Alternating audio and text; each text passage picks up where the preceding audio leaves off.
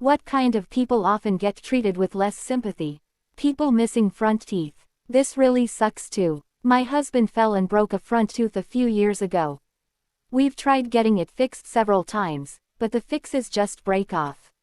We're going to have to get him an implant. As he's getting older, his teeth are getting more brittle. It's just that implants cost as much as a damned used car. You can tell that it has kind of killed his confidence a little bit. He doesn't smile as much as he used to. It absolutely blows. If they removed the remaining tooth and put in dentures, would that work? Would be cheaper than an implant. I got 2 implants myself after an accident and it cost me an arm and a leg. Edit. Does the phrase, an arm and a leg, exist in the US?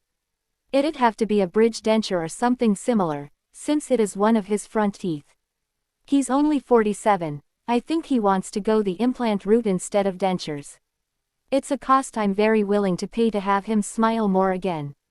Disabled people or people born with deformities, rare diseases.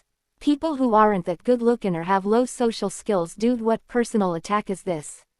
Shut up, Meg. The irony is that low social skills are often the result of being treated badly for looks.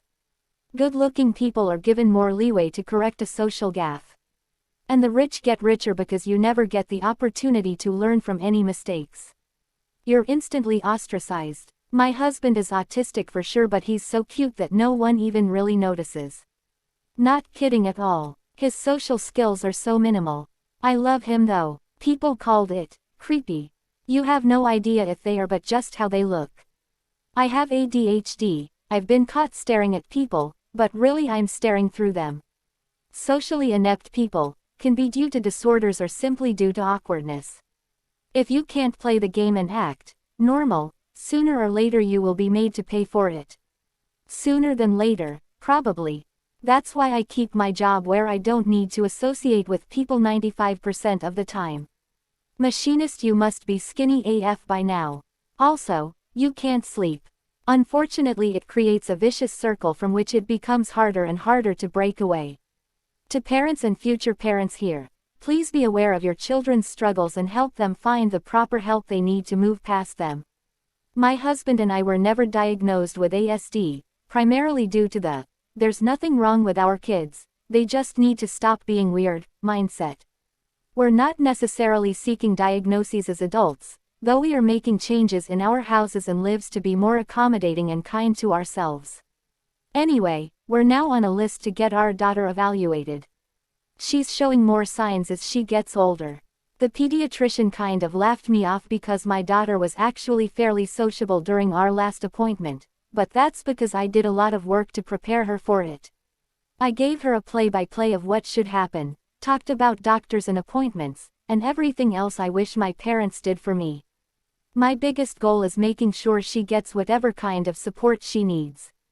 I feel like life would have looked a lot different if I had gotten that kind of support instead of just being treated like I was stupid for not just getting it, like everyone else did. As someone with ASD that wasn't diagnosed young, you're doing amazing. She's lucky to have you. I have autism and get this heavily. I swear, people just have this sixth sense and can subconsciously mark who is just different even if they don't realize it's because of autism. I could meet someone new and we have a great conversation where I'm masking the entire time and don't show that I'm autistic. Then the next time I see them they just ignore me. I just thought everyone hated me as a kid and I still kinda do now. Have you ever read Unmasking Autism by Devin Price? It's a great book, and that sixth sense for autism is talked about in the book. It seems as though people do have a sense that we're off somehow and people will treat us differently. There have been studies. That book is on my reading list. I was recently diagnosed and, during the process, I had to give people who know me, like a friend or coworker, a questionnaire about me to give to my therapist, and one of them said she thought I already knew I was autistic. We've known each other for years before I even considered I might be autistic. My brother went to a therapist a few years ago and his therapist wanted to have him assessed for it and told him she wanted to interview his parents. My mom asked him, "Why do you want to be assessed again? You were diagnosed when you were 11. My brother was 34 at the time and very upset my mom never told him. I'd asked my mom if she ever thought I was, and instead she handed me a folder full of all my report cards and psych evals from my childhood. My dad basically said, "Your mom didn't see the point having you assessed after your brother was diagnosed because all the psychs thought you were anyways, and she didn't want to pay the extra money. It's apparently genetic, which is cool. You probably got it from me, but I'm old and don't see the point getting assessed at this point." After taking a step back, I realize my whole family is neurodivergent, which is probably why my brother and I didn't realize it until adulthood. TLDR, my brother and I are autistic and my mom forgot to tell us, and my dad thought we knew. I bet it's those effing nonverbal cues that everybody seems to notice but us. Yeah, that's oddly relatable. There's also the one where you're in a group and it feels like everyone is constantly talking to everyone else except you, and you don't know how to get into the fray. The homeless, the poor, the mentally ill. Came to say all of those in addiction. I came here to say this. I made a FB post on the first anniversary of being sober, alcoholic. I had a few people use the laugh reaction on my post. Never made another one even though I'm over 5 years sober, and it's the accomplishment I'm most proud of. Poor people this. There's a real disdain towards poorer people, like they should magically be able to make more money. For lots of people, they have disadvantages that make that more difficult: lack of education or support, lack of time, illness or disability, or even just being stuck in a never-ending cycle and having to time, money, ability to get themselves out. For some others, they prioritize other parts of life over money, and there's nothing wrong with making that choice for yourself. Look up the prosperity gospel, a movement in the USA in the 60s and again in the 90s that says if you are wealthy it is because God loves you and you are a good person. If you are poor it is because of a moral failing and it is God's punishment. Should have shown them the verse that says, "It is easier for a camel to pass through the eye of a needle than for a rich man to enter the kingdom of God." See how quickly they try to ignore it and continue doing what they're doing. They don't follow the whole Bible, just the sections that confirm their biases. That explains a lot. People have been treating the Bible like Burger King forever. Have it Yahweh, or they rule lawyer it to fit their narrative. I've read people argue that that eye of the needle quote actually refers to this one gate in Jerusalem that's short and narrow, so the camel has to stoop down a tiny bit to get through, and Jesus didn't really mean all that stuff about rich people, so shut up and let me be shitty about the poors. This gate doesn't actually exist, of course. People dealing with chronic pain. I'm surprised I had to scroll down so far to find this. Especially if the pain is being caused by something invisible, and you look perfectly fine from an outside perspective. Isn't IBS just a weird term for a stomach ache? Crohn's disease. You look just fine. Have you tried an elimination diet? Fused vertebrae. You should do yoga, you're fine. This made me laugh since I'm currently admitted to the hospital for unknown stomach issues and the DRS are questioning an IBD like Crohn's or similar, and the people at my job have been getting annoyed with my getting sick and calling out, leaving early, or just being plain miserable when I do manage to stick through a full shift. She's just faking, lying, exaggerating. She just doesn't wanna work. Etc. It's like, no bitch, I have bills to pay and I would much rather work than be dealing with debilitating stomach pain and other symptoms. Me right now. Just got diagnosed with narcolepsy officially, but have been dealing with worsening symptoms for 10 years. Everyone from bosses to professors in college to friends, family thought I was just lazy and depressed, so I wanted to sleep a lot. Depressed people do not just sleep 21 hours straight constantly. My symptoms have gotten way worse in the last year. So of course to my employer I'm just calling out because I don't feel like going to work, not because I can't keep my eyes open long enough to drive or that I'm late because I'm just careless, not because I fell asleep on the fucking toilet while getting ready for work. There's a reason the ADA has to exist. Empathy is not natural to many people, unfortunately. Especially those that have power over others. I look so incredibly healthy. But I'm not. I'm crippled for life. And I'm in pain from it until it kills me.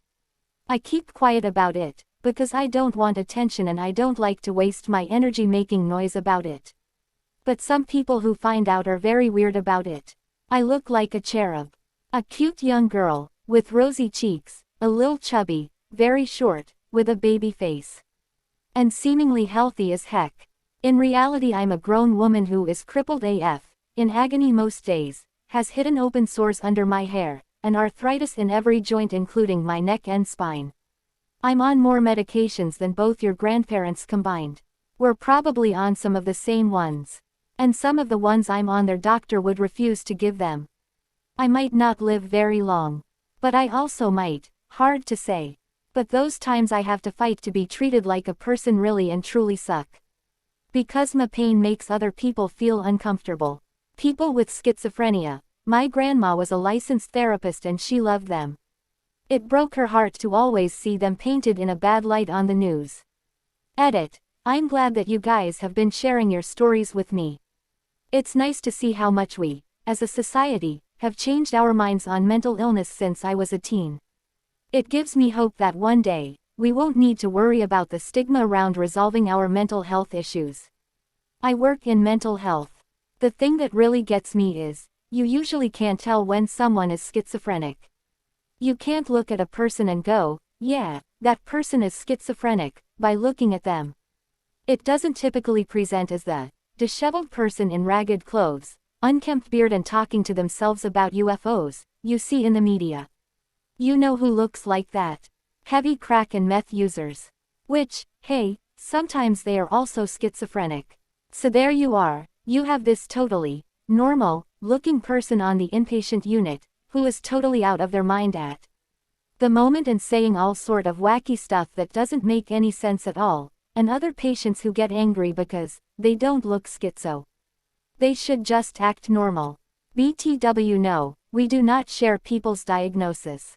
I will say something like, this is a psychiatric unit and you don't know what someone else may be experiencing. Oh, and then they often want those ill people locked up, because they don't agree they belong in the standard psych unit. One of my longtime friends got diagnosed with schizophrenia about a year or so ago, maybe 2. He's doing better than he ever has because he's getting treatment for it now. He was always kind of a strange dude, but honestly the diagnosis really explains a lot of the weirder things he did. Once when I was staying in on-site housing with my coworkers, one of them saw me taking a pill and made a joke about how he hoped that wasn't for schizophrenia. And I completely froze because it was an antidepressant, and I suddenly very much didn't want to tell anyone that. We're getting better about how we talk about mental health in general, but that doesn't seem to extend to schizophrenia and psychosis. Yup, people are more compassionate towards depression now, but psychosis and dissociating is still scary to people, despite the fact that it's 1, often a trauma response for your psyche to defend itself, and 2, people are more likely to harm themselves during an episode than other people. This needs to be higher. As someone with a form of schizophrenia, it's one of the most misunderstood mental illnesses out there. It's so hard to tell people you have this illness without the fear of being painted as a monster for something you have no control over. It sucks to be feared for this disorder when the reality is we are much more likely to be the victims than the perpetrator, yet we are still portrayed as monsters by society. The worst of it is the fact that mental illness, in general, is shamed so hard that there is next to no healthcare plans attached to it. So many people with mental health problems tend to either suffer in silence or can't control enough to be functional, leading to impatient, uncaring, and unsympathetic people kicking them out of jobs and homes. Not to mention, seeking help for mental health issues can be used against you in legal situations. That's why I never really trusted using services from employers. I feel like if something went wrong they would turn on you as fast as they could. I had a hard time empathizing with people who suffer from severe anxiety. My attitude was always, just deal with it, stress is temporary. Last summer there was a series of events that triggered unprecedented anxiety for me. I didn't eat for days at a time, barely slept, and could barely function at work. It was absolutely debilitating and felt completely uncontrollable.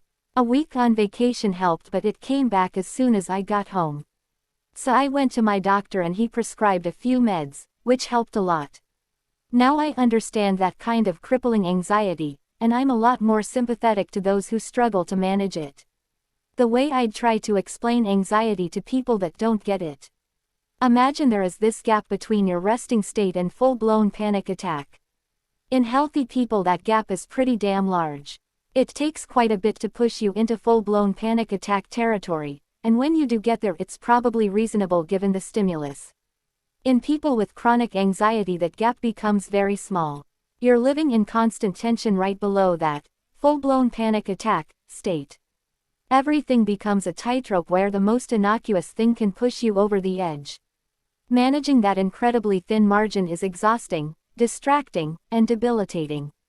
You become hyper attentive to any trigger that could send you over the line, and extremely tentative to accept responsibility that seems trivial or meaningless because your budget for stress is so low. From the outside this makes you look non-committal, lazy, or weak. But really you're just trying to manage an extremely small budget and are living in fear of the consequences of messing that up. My senior year of college was like this. I felt like I was constantly just a hair's breadth away from a panic attack.